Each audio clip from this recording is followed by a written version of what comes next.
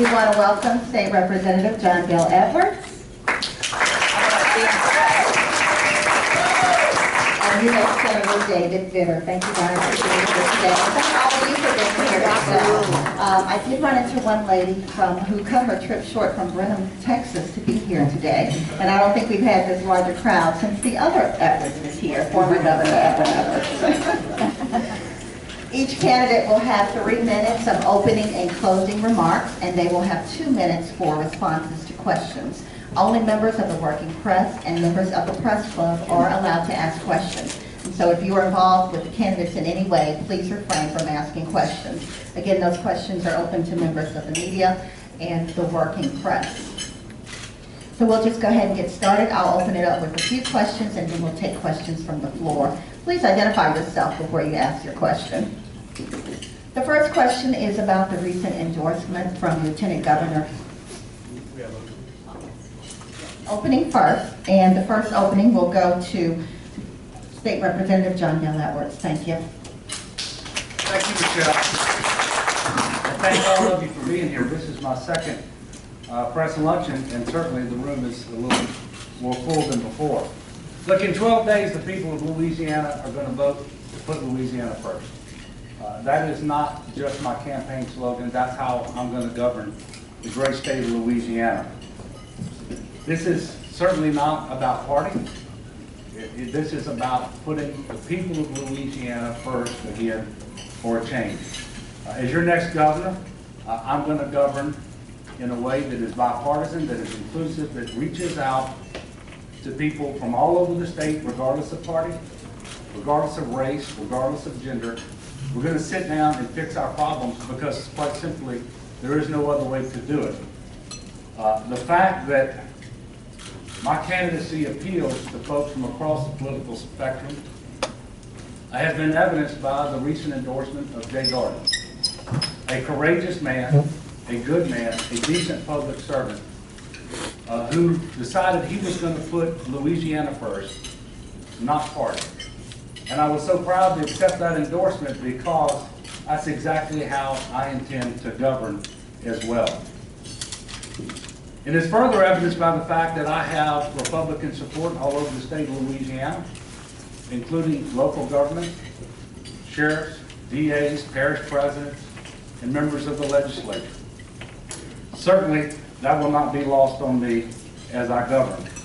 I will always govern in an attempt to unite, to be a leader, the kind of leader that I have trained to be, the leader that you all need, that the state needs. You know, when I was nominated to West Point and commissioned an Army officer, I was never asked what party I was. And when I stood up in those airplanes at 2 o'clock in the morning to hook up my static line, and it was time for the final equipment check, and my buddy checked my parachute to make sure it was going to open, and I checked his, never one time was the question asked, are you a Democrat or are you a Republican? It was about coming together, getting the mission accomplished. That's exactly what I'm going to do as our next governor, because it is critical. We move this state forward so that our children have more opportunities to stay here and live the American dream.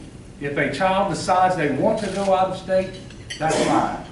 But it is not fine if they say they need to go out of state to get a good education, to get a good job, or to have a rewarding career. So that is what motivates me. After 8 years of failed policies from Bobby Jindal and benign neglect from someone who would rather be in New Hampshire than in Baton Rouge, I will be the leader who puts Louisiana first. And I look forward to your questions.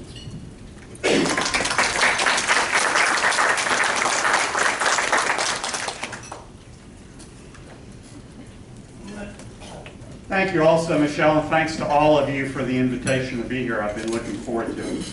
This is an important election about our future, and the two candidates for governor, John Bell and myself, couldn't offer more starkly different voting records and political philosophies. Two dramatically different directions in terms of where we go in Louisiana to build a great future. Now, I think it's pretty clear and it's pretty telling that John Bell and his campaign want to talk about anything but the future. in anything but these key issues. That's because his campaign, quite frankly, is built on a myth that he's some sort of a conservative and that we don't differ much on key issues. We do, and to suggest otherwise is just a complete myth. Let me give 3 examples of really big issues. Job creation, key to our economic future. We have vastly different records and perspectives. National Federation of Independent Business, the leading pro-small business group nationally, has given John Bell a lifetime rating of 23% versus their endorsement of me and my lifetime rating of 98%. The biggest economic development group in Louisiana, LAB, has a similar rating. John Bell has 25% versus my lifetime rating of 95%. By the way, that 25% is lower than the clear, proven liberals like Mary Landrieu and Mitch Landrieu and Bill Jefferson. His rating this past year was 14th lowest out of 144 state legislators. And that's because he's actively carried forth the trial lawyer agenda and the union agenda. Talk about education, another crucial issue for our future, the most important issue long-term for our future. I have led the effort on real reform like charter schools and voucher scholarships, empowering parents, particularly in poorer families, empowering teachers versus education bureaucrats in the federal government and big government. John Bell Edwards has the exact opposite record. He's actively opposed charter opportunities. He's proposed bills to cut them down, including the exciting new charter schools opening in Lafayette. He would close down those opportunities. He actively opposed those voucher scholarships for the poorest families in Louisiana. And then health care, another extremely important issue. I've opposed the big government model and opposed Obamacare, while John Bell Edwards voted in favor of all of the crucial mandates of Obamacare, the exact ones that cost Louisianians, 98,000 Louisianians, to lose the health care coverage they had and they wanted to keep.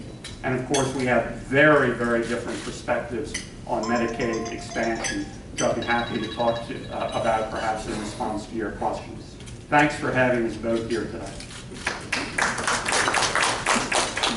Thank you. The first question you touched on a little bit is Lieutenant Governor Jay Darden's endorsement of a view crossing party lines. Just want to ask both of you, how important was that endorsement and what kind of impact do you think it'll make come November 21st? And you can go first, Senator Vitter. Michelle, I'll say it was very important because the minute the news hit, our email and our phone lines started exploding off the hook in a positive way. Folks, conservatives from all around Louisiana, really getting upset, quite frankly, and energized in our direction. That is the reaction that we felt immediately upon it being announced. That's the dynamic I'm sensing and feeling and we're measuring every day. Mainstream Louisiana conservative voters are coalescing behind our candidacy, and that actually woke a bunch of them up, pushed them our way, including many folks from around Baton Rouge who voted for Jay, mostly because he was the hometown candidate and they knew him the best. So we're working to build that momentum every day and feeling it build every day. That is really energizing mainstream conservative voters, I think, to go out and make their voices heard on November 21st. And we're seeing that in multiple ways. Clearly, a huge part of this election, November 21st, is going to be about turnout.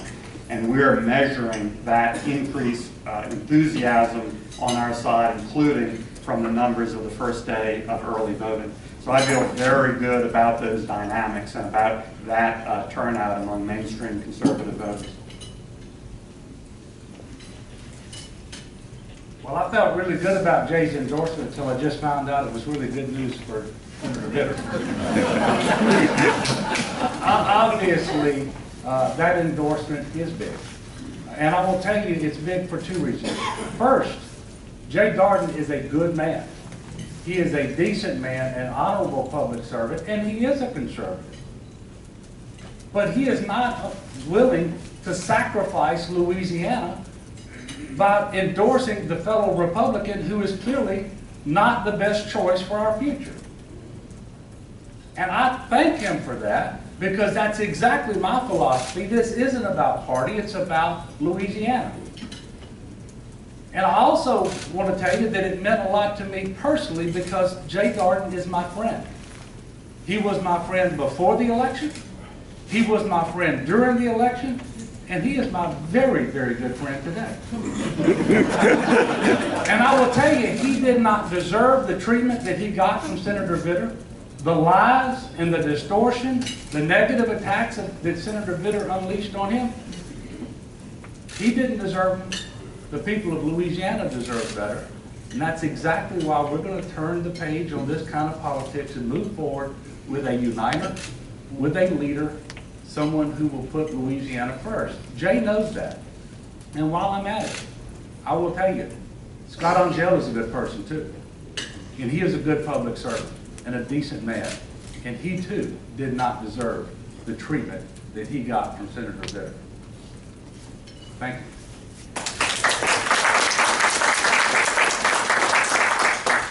The second question, and then I'll open it up to the floor. We'll talk about the negative campaign ads. Some have called them brutal, nasty, aggressive. Representative Edwards, who just came out with an ad saying that Senator Vitter chose prostitutes over patriots. Senator Vitter, you've accused Bill Edwards of electing him. It's like electing Obama for the next 4 years, and you also say that he's soft on crime. The question is, why has the campaign taken such a negative tone, and what do you say to voters who many say are turned off by these negative ads? And Representative Edwards, you go first. Thank you, Michelle. I am a patient man, but after weeks and weeks and weeks of negative ads that are just flat out false, filled with lies and distortions about me and my record, I decided it was time to fight back. And I fought back against lies with the truth. Now look, as for how it impacts voters and their willingness to go vote, I hope people will go vote. It's incredibly important. But you know, at some point, enough is enough. He did it to Jay Darden. He did it to Scott Angel. He has been the political schoolyard bully for 2 decades. It's simply enough. You know, I am taught at some point, and it is my nature at some point, to fight back. But it is also my nature to do it with the truth, to respond to lies with the truth. That's what we did. And if the truth is hurtful, then I'm not responsible for that. But it would be a good thing if we could turn the page and we could move forward in a completely positive direction with the rest of this campaign. I happen to think the people of Louisiana will be better served by that. But make no mistake, I am not going to go to my corner and cower down like has happened in the past when Senator Vitter decides he's going to be the schoolyard bully. It just won't happen.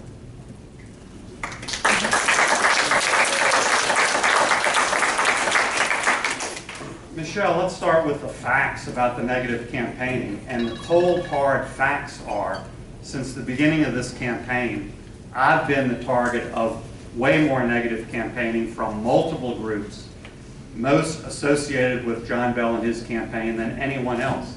In the primary, there were 8 different campaigns and entities that all were campaigning against me in harshly negative ways. 3 significant candidates. Each of those candidates had a super PAC or the state party associated with them, and 2 other independent organizations that were led by trial lawyers and Obama supporters. 8 different entities, all focused on me. Now those are the facts. Now John Bell can try to pretend he had nothing to do with that, but the facts are his allies were actively doing that from the very beginning, led by his trial lawyer allies. He's carried their water in the state legislature, and they're repaying him in a major way in this campaign. Those are the facts. Now, in terms of the current ad, John Bell's new ad has been called despicable and gutter by many unbiased sources. And that's just what they've said in the last few days. I think that is enormously different from me talking about issues, talking about support of the president and support of his policies, all of which is documented, all of which is backed up, and you can go look at the specific documentation at lagovernorfacts.com, lagovernorfacts.com. We'll open it up for questions. Please identify yourself, and can each of you please repeat the question so that everybody can hear them? Yes. Or good afternoon, Senator Vitter, how do you respond to John Bell Edwards saying that what's in the ad is the truth?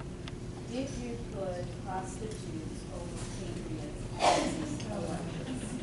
Sabrina, I said some time ago, and I'll be happy to say again as I'm speaking to Louisiana voters right now and on television, I failed my family 15 years ago.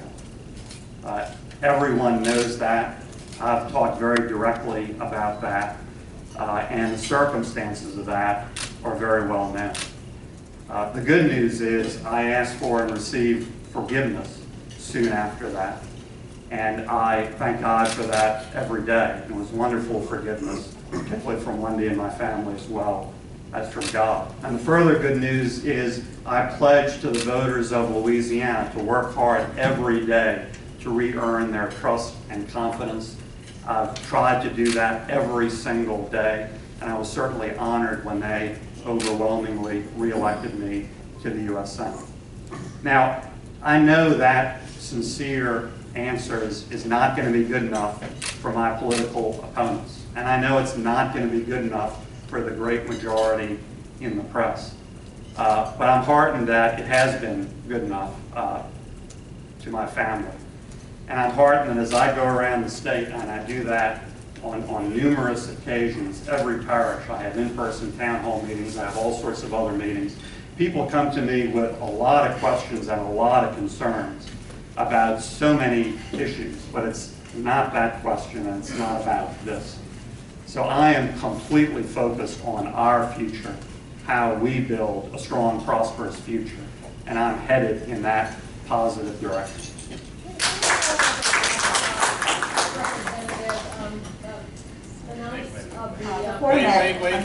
The format is that each candidate will respond to the question, so they both have to respond to the question. I just want to amend my question. If you could respond to critics who say you promise not to take your campaign in a negative fashion, and if you could respond to that too, sir. Well, thank you, Sabrina. I'm going to do my best to respond to what is now a compound question. But the issue isn't just family, and it isn't just forgiveness. His performance of his public duties were compromised as well. He missed key votes honoring veterans. Here we are. This is a week where we're going to have Veterans Day. And it's not just forgiveness. I understand what my Catholic Christian faith compels me to do. I forgive. My own sins, and I'm a sinner too, are not forgiven unless I forgive. But the idea that the Christian obligation to forgive means you have to forget and to vote for someone, that is wrong. That is wrong, especially when the performance of his public duties were also compromised. And at the time he did that, I was a constituent of his. He was my congressman. And as a veteran, I will tell you, I was angry when I found out that he missed that vote and what he was doing. I was angry then, and I'm angry now. But I do forgive. But the fact of the matter is, there is a congressional record, and there is a cell phone law.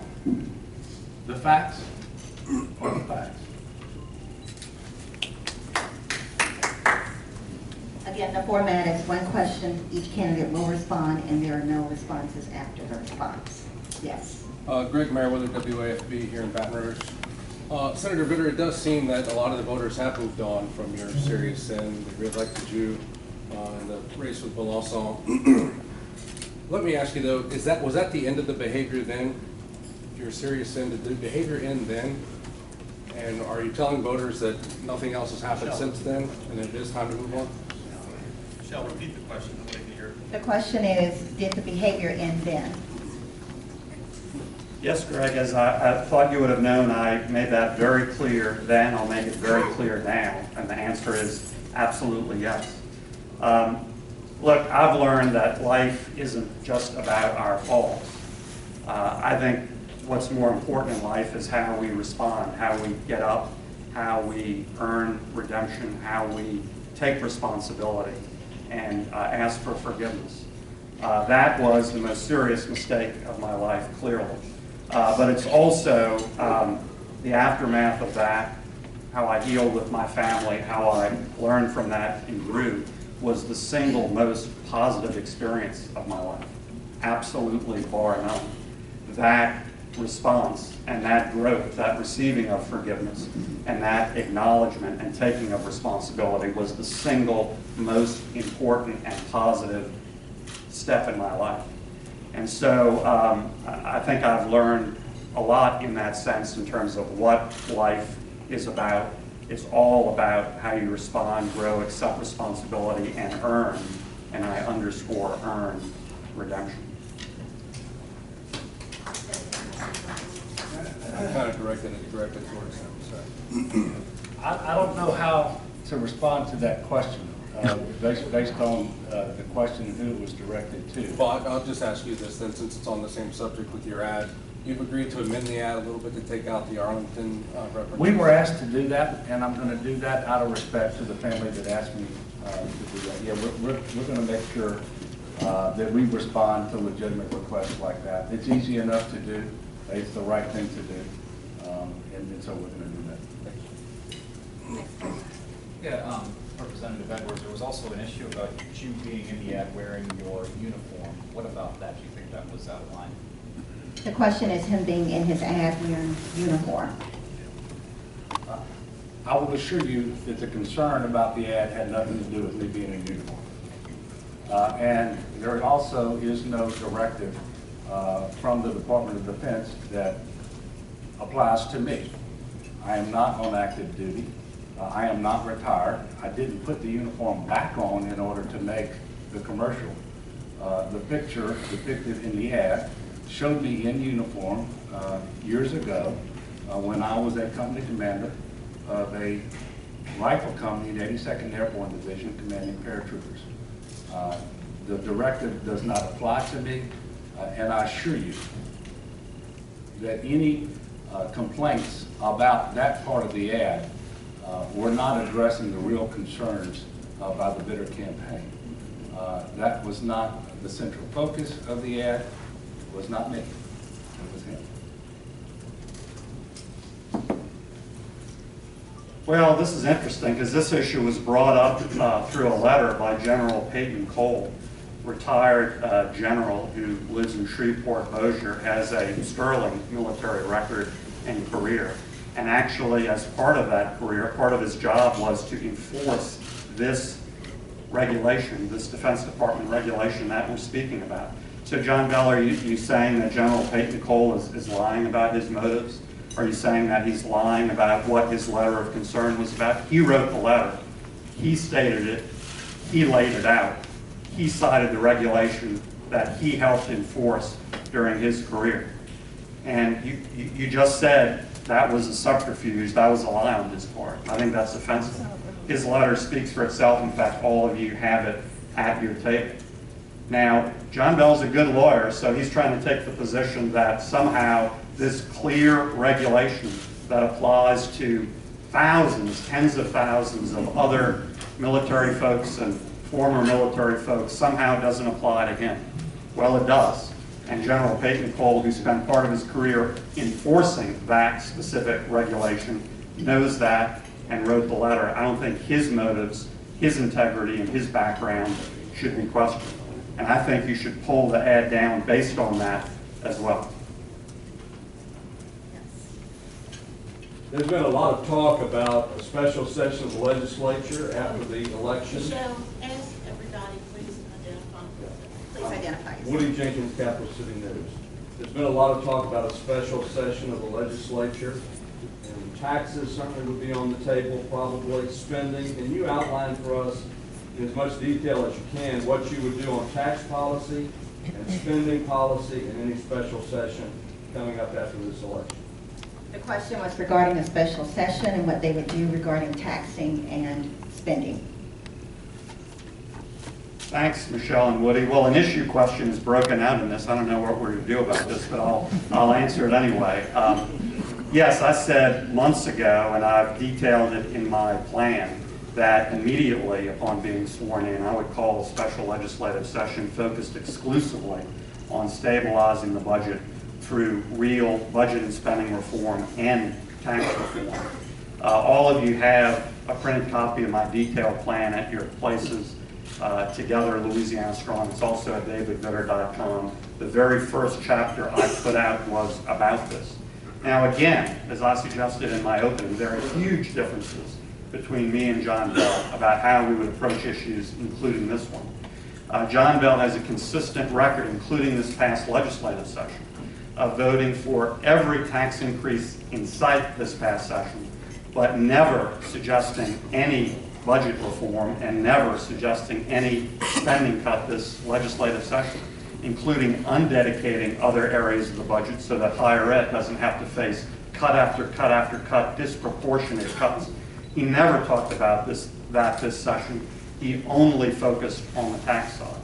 I would take a balanced approach, and I would start on the spending and budget side by undedicating many areas of the budget so that we can get into the weeds of that and cut spending in those areas that are wasteful or that we can't afford. And then I would also go to the tax side and eliminate credits, exemptions, deductions that don't perform for us. And I've given specific examples in my plan about what I'm talking about, like the solar tax credit, which is a spending item, a giveaway by another name. Oh, by the way, to usually middle class, upper middle class folks who can afford to do that on their own if they wish. When we're cutting higher ed and have crumbling roads and bridges, I don't think we should be giving upper middle class folks large checks to buy solar panels. Senator, I knew you weren't coming to our forums, but I didn't know you weren't paying attention. I have said over and over again that we're going to have a balanced approach to addressing the fiscal problems that we have coming as they do after 8 years of failed leadership from Bobby Jindal. And Senator, I was one of the representatives who joined the fiscal hawks to vote for fiscal reform in the state of Louisiana for the structure of how we engage in this process. And Woody, there are going to be at least 2 special sessions in the month of February. One of which to deal with the $420 million shortfall that we have in the current year, and another to deal with the $1 billion problem we have in the year that starts July 1st of 2016. And in both of those sessions, we are going to undertake structural reform because we have a structural problem. Now, we are going to absolutely make sure that we squeeze every bit of efficiency and cost savings that we can out of the dollars we use to deliver state services. We are going to make sure that we increase the flexibility to allocate cuts across a broader spectrum of the budget and not focus them on higher education and health care. We are going to accept our federal tax dollars back to Louisiana when they help us meet our obligations to our people and save us money. And we are going to focus most especially on tax giveaways that cost too much money and don't produce enough return on investment.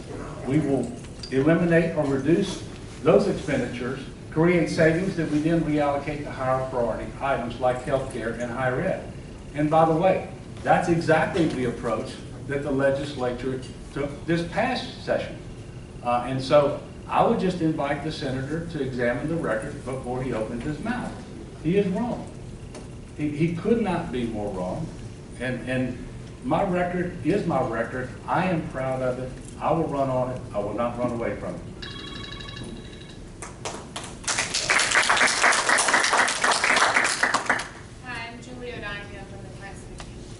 On that subject, can you all name 2 areas of the budget that you would undedicate? I want 2 specific examples that's going to free up this money tax credit or rebates or some sort of incentive that you would change? Not the solar tax credit, not the film tax credit, that are going to produce some of this money that we need to close the budget gap. The question is to name 2 items that you would undedicate, and what was the second part, Julie? You'd undedicate 2 set-asides that you're undedicating, 2 tax credits, rebates, whatnot. It's not the solar tax credit or the film tax credit. I feel like I've heard a lot about those. That you would change to produce money to help us close the budget gap. And 2 tax credits or rebates, not solar and not film. Thank you for the question. Certainly, we have dedications now, both that are statutory in nature and constitutional in nature. The constitutional dedications are going to be very hard to change, especially you can't do that very quickly, because it's going to require a 2/3 vote of both houses of the legislature, plus a vote of the people as well. But we do have over $2 billion worth of statutory dedications. And this is where we have to look first. But we cannot pretend there are $2 billion worth of savings just because there's $2 billion worth of dedications. After all, the dedications are there precisely because they serve a valid purpose. But we should make sure that we're not cutting higher education over and over again and not reducing those expenditures as well. But I'll tell you, they are all going to be open. Every single one of these statutory dedications will be under review to see where we can reduce that spending and achieve a better outcome with respect to our higher priority items. I will tell you, with respect to the tax credits, we're going to look at the insurance premium tax credit for a reduction, not for elimination, but I think that is one area that we can go and achieve some savings. I will tell you, it's time to look at the horizontal drilling severance tax credit, because that is something that we can do that I believe does not hurt us. Other states don't offer as generous a benefit, and we can do that and achieve some savings as well. But this is going to be a comprehensive approach to making sure that we can budget more effectively, more wisely, so that we can fund our true priorities. Right now, we're in Baton Rouge. LSU, our flagship university, this year prepared paperwork to declare bankruptcy, financial exigency. We have to do better. We cannot allow education to suffer and limit the opportunities of our children. First of all, the main ways I would differ from John Bell is I would look at and go after some of those constitutional dedications that hold us back. And I would try to undedicate most things, not a few things. So I would take an opposite approach, that we're going to have a broad proposal to undedicate things across the board with some clear exceptions. The MFP and core education funding is a clear exception. Coastal items is a clear exception. We've done a lot, and I've been involved with our federal delegation to get crucial coastal dollars to the state to start turning the corner in terms of that fight against coastal erosion. That has to be fully dedicated. And then I would increase protections of the Transportation Trust Fund. Last year, only 11 cents of every dollar of that revenue coming out of the so-called Transportation Trust Fund was actually used on roads and bridges, construction and repair. That's ridiculous. So I would take the opposite tack of not just pointing to a few statutory things to change, but making that the rule rather than the exception. And then on the tax credit side, we need to look at all of those items, and I'm certainly not completed doing that. I've said how I would look at them through a sober cost-benefit analysis. I'm not through that process, and certainly I need to consult with the legislature and many other folks about that process. But if a credit or an exemption or a deduction is not producing for the taxpayer and the economy, then we should get rid of it. And that can involve a lot of things, including things I've mentioned in the plan. Right here. This is for Senator Vitter. My name is Ron Skanes, and most of the people around the state who read what I write are no longer interested in your Constitution sin, but they are concerned about your early political career relationship with David Duke. I recently did an interview with John Trini, the old Republican warhorse. Republican, every election up to this time. He has some interesting things to say. So could you tell us your early on political career relationship with David Duke? And secondly, did you buy his mailing list or did you get his mailing list from Governor Paul? The question is about Senator Vitter's relationship with David Duke, and did he buy a mailing list from Governor Foster? The answer is absolutely no. I don't know where this question is coming from, far left or far right field, I guess, but I've never bought any such mailing list. I've never given directly or indirectly any money to David Duke through Governor Foster or anyone else. So the answer is absolutely no. My experience with David Duke is opposing him in all of the early elections of my political life. I got into the race for state representative in Metairie against him. He was the incumbent at the time. I got in very early before he decided to run for governor that year. And I worked very, very hard to lay the groundwork to defeat him. As it turned out, he pivoted and ran for governor that year in the famous runoff between him and Edwin Edwards. And then when I ran for Congress, he was a candidate in that race. And so we were opponents in that race. So I honestly find this question a little bizarre and out of left or right field. I have two pieces of personal experience with David Duke. One, I refused to vote for him. Second, I refused to shake his hand.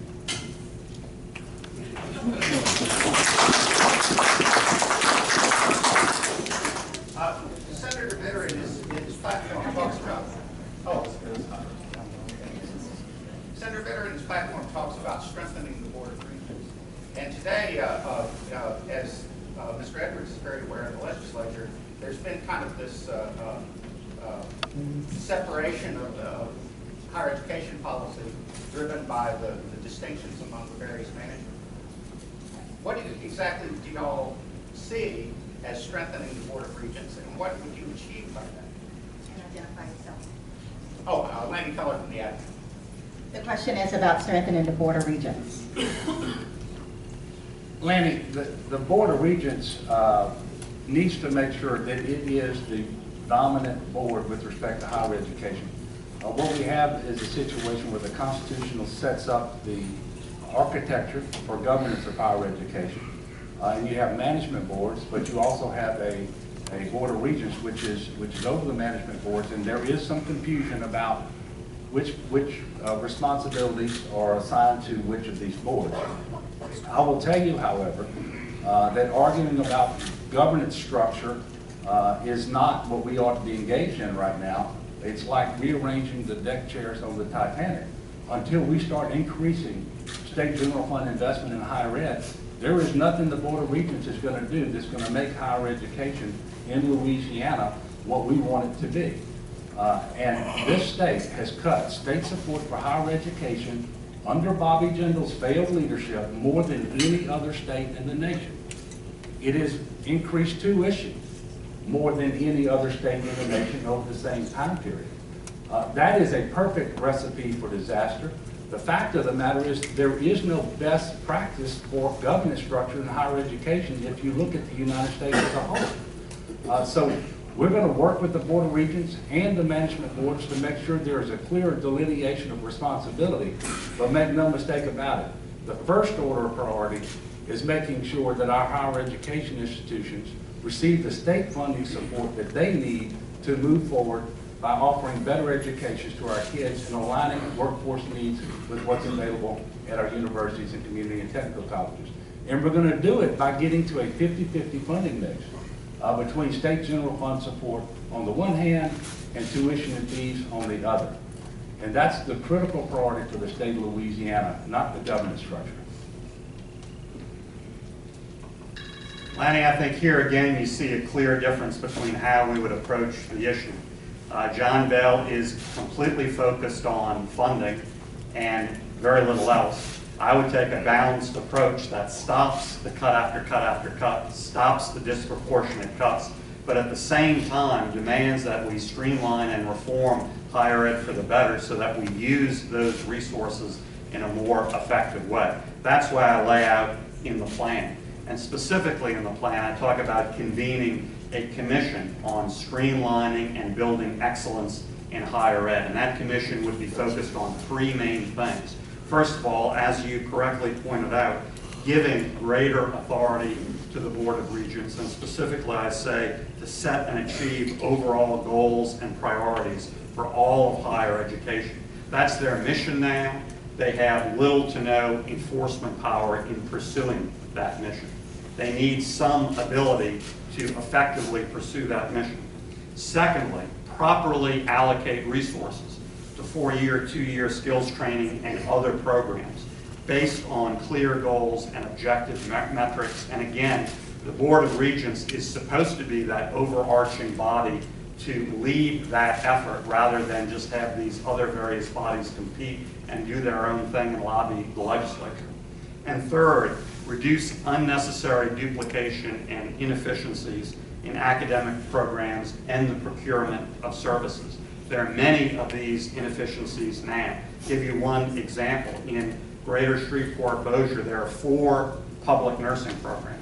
4. Now, we need every one of those nursing slots. Nurses are in short demand, in high demand and short supply. We do not need 4 sets of bureaucracy running the show. We do not need 4 sets of overhead involved. And all of those goals can be achieved with a stronger Board of Regents that can not only set wishful priorities, but enforce some of that in a meaningful way. Hi, Melinda Delano, the Associated Press. I was hoping that the 2 gentlemen could distinguish between their policies on criminal sentencing reform. Senator Vitter, I know you brought an ad specific to that issue, but I guess I'm not real clear on where the 2 of you differ, or where you see differences in your approach to criminal sentencing reform. Because y'all have said so many things about making that non-violent offender should be allowed to be in prison in some fashion, not be warehoused there. So y'all can distinguish. The question is on distinguishing themselves when it comes to prison sentencing reform. Well, Melinda, I think, again, big differences on this issue, and I think it's pretty clear to distinguish, starting with what I've said in the campaign. John Bell went to Southern University, made a speech, and made a very specific commitment, and used the word pledge, and used a hard number. And he said that, and it's in the record. There's a tape of it. It's all at lagovernorfact.com, lagovernorfacts with an s.com. He said, quote, "My pledge to you," and again, pledge I think is a significant word, "My pledge to you as the next governor is we will be number 2 in the nation in incarceration rates when I'm finished, because it's going to require us to take 5,500 inmates out of our prisons," close quote. I think that pledge was pure political pandering on a very serious issue. And I think using that number and committing to that number is wildly irresponsible, having no idea what that means in terms of the seriousness of offenders, the violations. They're rap sheets, even if they're in for a drug offense. What else have they committed in their past? But take me out of it. Look to some of the experts like the Louisiana DA's Association. They have said that it is a complete myth to think that there is a significant percentage of our prison population that can be safely released in this way. Again, quote, "The myth," this is from the Louisiana DA's Association, "the myth that a significant percentage of currently incarcerated inmates are harmless and unnecessarily confined is simply not accurate," close quote. I would make a key distinction between serious violent criminals, drug pushers, and others, and I would start there and not pick a number like 5,500 out of the air. I would also lead in a forceful way where there's a true crime crisis, and that's the city of New Orleans. And I said in my plan, I would lead with a brand new state police troop there that would patrol key areas like the French Quarter in a highly visible way, because we are one horrible murder or shooting in the French Quarter away from an implosion of a big part of our economy. We need to lead and prevent that, and I would do that with that state police troop. So there are two very clear examples about enormous differences of how we would approach criminal justice matters. Thank you for the question. First of all, I didn't go to Southern and pander because I didn't say anything at Southern that I haven't said all across the state of Louisiana in front of different groups. And the 5,500 isn't picked out of the air. I got it from the Secretary of the Department of Corrections. If we want to be number 2 in the nation in terms of our incarceration rate, we have to reduce our inmate population by 5,500. We can do that without jeopardizing public safety, and I got that information from the Secretary of the Department of Corrections too. By implementing strategies that have already been effectively put in place in other southern conservative states like Texas, South Carolina, and Georgia, where you focus not on releasing anybody. I never said we were going to release anybody, but you focus on how you put people into the system, and you make more alternatives available under the control of the DAs, like pretrial diversion, under the control of the DAs and the judges, like specialty courts, drug courts, sobriety courts, mental illness courts, veterans courts. You invest more money in anti-recidivism efforts, and you take some of the savings that you achieve from a reduced incarceration rate, and you invest that in mental illness treatment, because we have too many people who are not criminals, but they are mentally ill. And keeping them in prison as if they're criminals is unchristian. It is not the right thing to do. And if we will do this, we can reduce our inmate population without jeopardizing public safety, because you always focus on low-level, nonviolent offenders. And if everything that I said at Southern is on that website he mentioned, and you go there, you will see the context in which I offered the number. You will see it. And it is an act of desperation for him to come here and act like I went to Southern to pander to some group. He's had his tracker on me for 18 months. He's filmed me about 50 times making the same talk. If he wants to talk about pandering, it's the way he's presenting the information to the people of Louisiana. He is dishonest, he is lying, and he ought to do better. He ought to know better.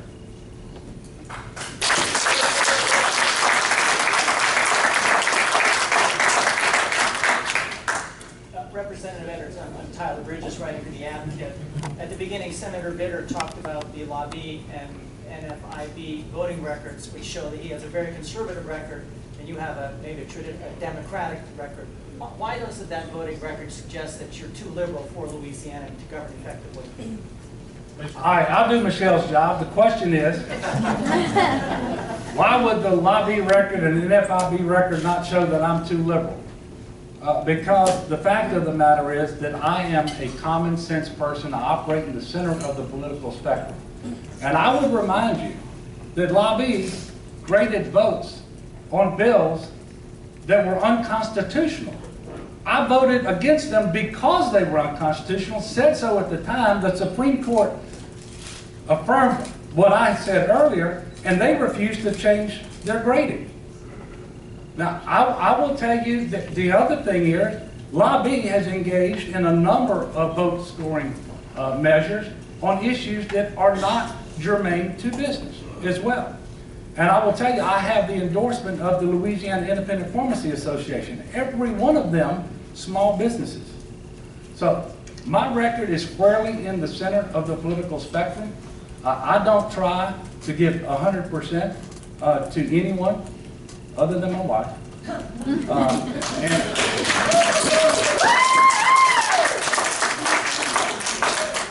But we are going to move forward with me as governor squarely in the political center, because that's where the long-term solutions to our problems are. It's not on the far right, it's not on the far left. And I would also ask you all to understand this. I know that I'm going to be the governor of the entire state of Louisiana. And there are going to be competing interests, and the problem that we have, not the problem, but the goal that we should have, is to strike the right balance. I will always sit down with every group, including the NFIB and lobby and any other group, to work with them so that together we can move Louisiana forward.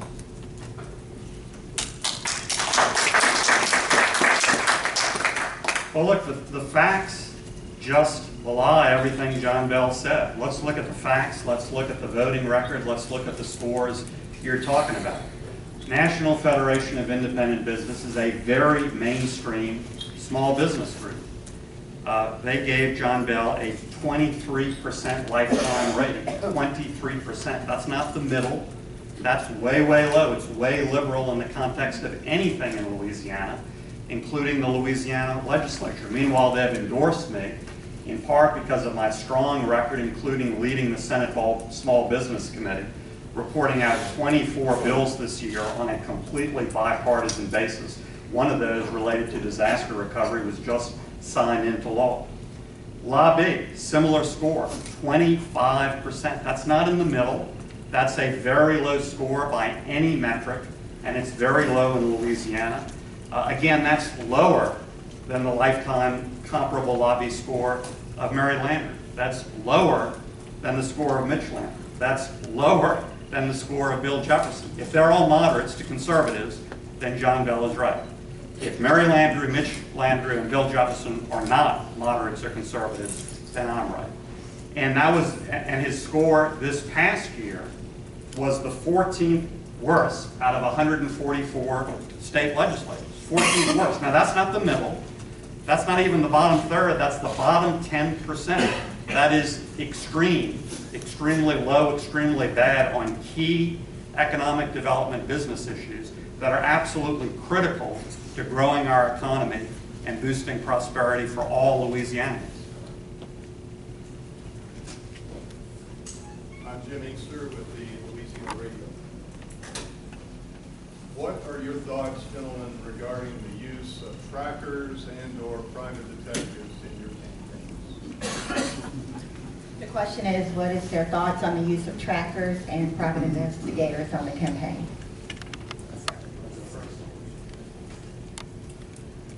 Well, Jim, I guess as a practical matter, my reaction is I got used to it a long time ago because I've been living with it virtually day in, day out for years. 4 years. I don't particularly like it. I think it's obnoxious, but we do live in a free country. Now, part of what you're referring to is this silly coffee shop incident. And I think, as you now know by looking at all the facts, by looking at how it's played out, that person in the coffee shop was doing nothing improper, nothing illegal, no illegal spying, and nothing different than trackers do to me and others all the time. In fact, primary election day, Tyler Bridges met us at the polling place. He had a recording device. He was recording my conversation with Wendy and the kids and the poll watchers. He wasn't a party to that conversation. He didn't ask permission to record that. It's the same thing. A few days later, Democratic Party tracker for John Bell Edwards was recording private conversations between me and supporters at an event in a restaurant. Now, there is one serious side to that coffee shop incident, and I'll tell you briefly what it is. That person was researching a serious matter, what I believe is an illegal scheme between a business associate and major donor of John Bell Edwards and a private investigator to pay for false testimony from witnesses against me.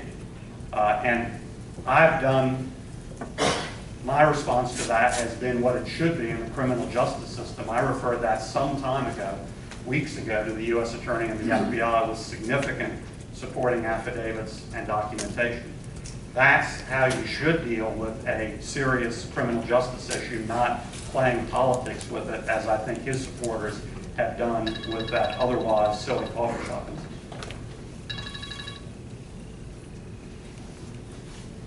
A silly coffee shop incident. The guy that he was paying ran out of the coffee shop and hid under somebody's house, trying to delete information off of a recording device. He was spying on a sheriff, and it's silly. And if it weren't serious, why wouldn't he disclose the payments to the firm as for investigative services rather than lying and saying they were for legal services. And John Bell Edwards has never hired a tracker. There was nobody tracking Senator Vitter or anybody else for me. But I will tell you this. Joshua right here has been on my tail for about a year now. And quite often, my wife and I will be walking down the sidewalk, and he jumps out in front of us to record not just the video, but what we're saying. Now, silly? Free country? Really? Does that answer that question? How can this man be entrusted with the state police? What kind of a Nixonian system would we have in Louisiana? This is ridiculous. This is ridiculous. Silly. Free country. No, sir. Not silly. It's serious. And it shows the desperation that's at work with Senator David Vitter in his campaign right now. Let me tell you something. I am the brother of a sheriff, the son of a sheriff, the grandson of a sheriff, and the great-grandson of a sheriff. It would never occur to me to hire a private investigator and send him anywhere to spy on and record a private conversation between a sheriff and anybody. And then to call it silly? Really?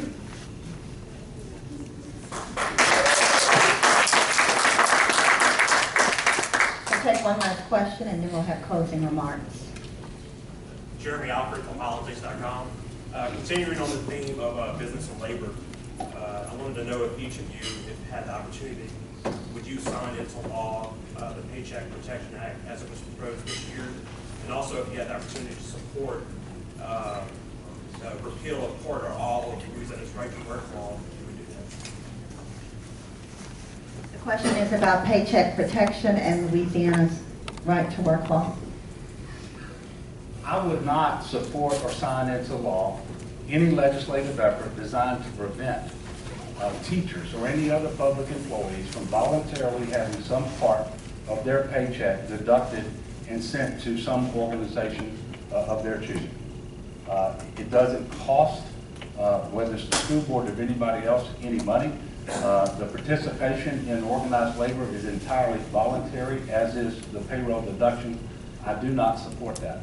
I do not support the overturn of right to work in Louisiana either, and have never been asked to do so, and have never taken a position to the contrary of what I just said in the legislature or otherwise. Jeremy, I've made it very clear I would sign the Paycheck Protection Act into law. I supported it this past session. I would help lead the effort as governor for a very simple reason. I don't think state government, the government should be in the business of collecting union dues for third parties. It's a free country. Let the unions and their members do that. I don't think state government should be in the middle of it, collecting those dues and promoting that membership. I'm also a strong supporter of right to work. I would veto any effort to overturn that. I would help lead the effort to preserve what we have as a strong right to work state. It's an absolute key component of our competitiveness to attract great jobs here. And let me finally, while I have some time, just point out that John Bell is acting holier than thou about so many things. He doesn't have a tracker. Well, the Democratic State Party has a tracker, John Bell. They're doing it at your, oh, they're not working for you. Well, they're sure as heck not working for me. Who are they working for? It is the Democratic State Party who you are an active supporter of. And they are actively supporting your campaign, so you're just completely innocent of that. Just like these groups like the Trial Lawyers Super PAC. Oh, you know, John Bell has nothing to do with that. Really? These are his close associates. I mean, let's get real here. All this holier than thou attitude when you have these allies in the Democratic State Party among the trial lawyers. When it suited you, you said they were working for Jay Darden. Now they're here working for me. Figure it out. I never said the state Democratic Party.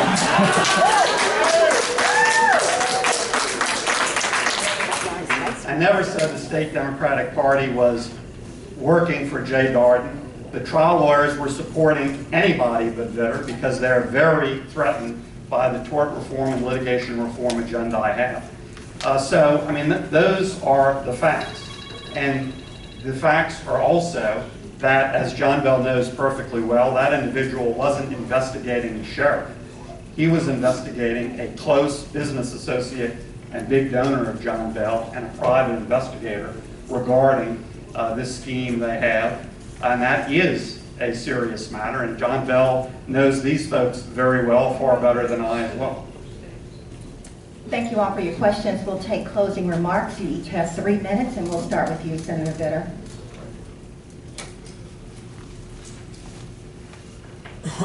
Michelle, thank you, and thanks to all of you for this important forum. Happy to be here. Happy to be here because I said at the beginning, this is an important election for our future. And the two candidates you have before you, John Bell and myself, couldn't offer more starkly different records, voting records, political philosophies, two dramatically different directions in which we would lead the state. Big elections are about those sorts of political choices. And there's a stark political choice in terms of our records.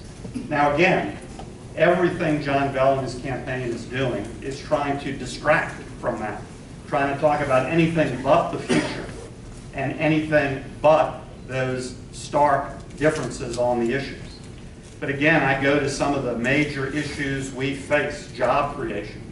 Do we really want somebody who has actively promoted the union and trial lawyer agenda in charge of gaining jobs to Louisiana? Is that going to do the trick? I don't think so. I have a strong record in support of Louisiana small business and support of the reforms that we need, including litigation reform, to grow our economy, to be more like Texas, which has far outpaced us.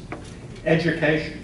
Do we really want to go back to the old broken system before any element of choice, before charters, before voucher scholarships, when the education bureaucracy was king and parents and teachers were last on the totem pole? John Bell Edwards has opposed those reforms every step of the way. Voucher scholarships, charter schools, accountability. I've helped lead that positive reform effort, and I will as governor. And health care. John Bell has supported all of the key components of Obamacare, big government health care, including the mandates that cost 98,000 Louisianians the health care coverage they had and they wanted to keep, but they were thrown off because President Obama and John Bell said, no, we know better. In fact, John Bell said all of this is a moral imperative. And on Medicaid expansion, we have vastly different approaches. John Bell said he would do it immediately, no questions asked, under the federal government's terms. That's exactly what has gotten states like Kentucky into deep trouble. The cost of their Medicaid expansion is now more than double. That led to a striking win by a Republican candidate for governor just a week ago, as Kentucky citizens have said, wait a minute, this is costing us real money and not helping our healthcare system as promised.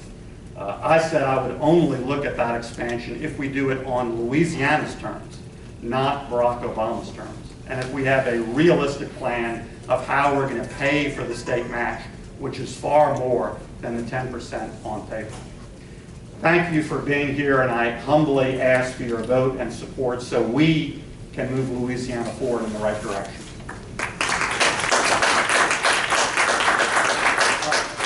Thank all of you for the opportunity to be here. Senator Vitter said that he and I are dramatically different. I second that. And I thank God for that. Now look, this election is about leadership. It is about which one of us is best able, at this critical point in time, come as it does after 8 years of failed leadership and disastrous policies with disastrous consequences from Bobby Jindal. Who's going to bring people together to move us forward so that we can improve our state? You know, he talked about charters.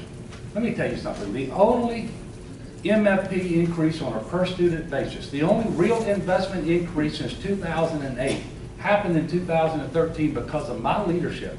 And by the end of this year, there will be $250 million more invested in our classrooms for our kids than Bobby Jindal ever asked for. Because I led an effort bringing Republicans and Democrats and independents together, and we demanded it. And guess what? Those charter schools get the money too. So don't tell me I don't support education and I don't support charter schools, because I do. But I do support local control over education, especially when you have a local school board that is doing a good job as measured by our accountability system. That is my record. I will not run from it. I also take an oath not to vote for something that I believe to be unconstitutional. So yes, I voted against the voucher bill. It was unconstitutional. It was my duty to do that. I don't hide from that either.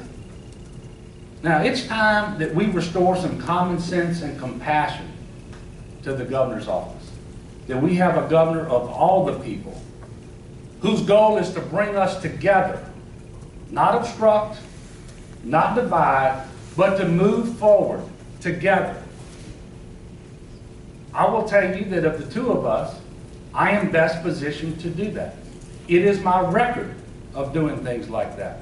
It is my record in the legislature, working across the aisle with all parties to advance the common interest. Not the self-interest like Bobby Jindal's been doing, but the common interest.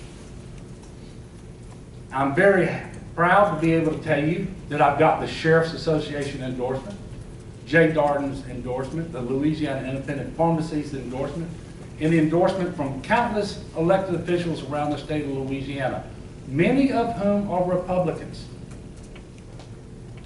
because they know that this election is too critical, the stakes are too high. We cannot have someone who comes from a dysfunctional Washington, D.C. political environment and bring that added dysfunction to Baton Rouge. It doesn't work. Division has never educated a child. It's never paved a road. It has never provided health care. And speaking of health care, he can't name you one Affordable Care Act mandate that I've supported, because it's not been the job in the legislature of Louisiana for us to do that. But I do support the Medicaid expansion because it is right for our state, and the most conservative thing we can do is bring our tax dollars home and make them work for us instead of supporting the working poor of 30 other states so that their hospitals, doctors, and clinics get that reimbursement while ours go without. Yes, I'm for the Medicaid expansion. It's the right thing to do. It's putting Louisiana first. Thank you.